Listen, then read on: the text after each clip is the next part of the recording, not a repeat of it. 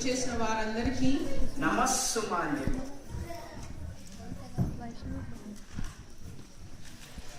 ఇంతమంది తెలుగు వాళ్ళని ఒక్క తాటి మీద చూసి చాలా ఆనందంగా ఉంది.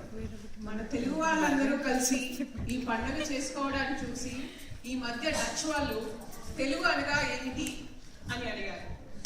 తెలుగు ఆవిర్భావం కాళేశ్వరం ఇప్పటి తెలంగాణ, శ్రీశైలం రాయలసీమ, భీమేశ్వరం కోస్తాంధ్ర, ఈ 3 ప్రాంతాల మధ్య ఉన్న త్రిలింగ దేశం.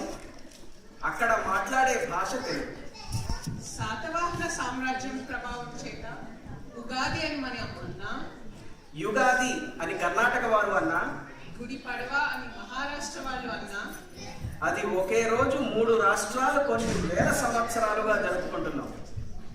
సరికొత్త మట్టి పాత్రల ఉడమి తల్లి, చల్లని మంచుల రగిలే నీరులా మారే నీరు, పిందెల కాయల పండుల కూరగాయల మామిడి తీపి, జీవితంలో చేదు రోగాలని ఆపగల వేప పువ్వు, పిండినా వండినా సమాజానికి తీపి చేసే చెరకు బెల్లం, చచ్చినా తన వలపు పులుపుని వదలని చింత, పచ్చటి బ్రతుకుల్లో పరమార్థాన్ని తెలిపే ఉగాది పచ్చడి, ఖండించిన దండిగా ఆక్సిజన్ ఇవ్వగల మామిడాకు, వీటన్నిటినీ సమంజసంతో కలగలిసిన ఉగాది, మన్మథనామ సంవత్సర ఉగాదిని దాని పేరుకు తగ్గట్టుగా సమాజంలోని ప్రజలందరూ కుల మత జాతి ఆర్థిక తారతమ్యాలను వదలి ప్రేమానురాగాలతో కలిసిమెలిసి ఉండాలని ఆశిస్తూ ఈనాటి ఈ కార్యక్రమాన్ని ప్రారంభిద్దాం.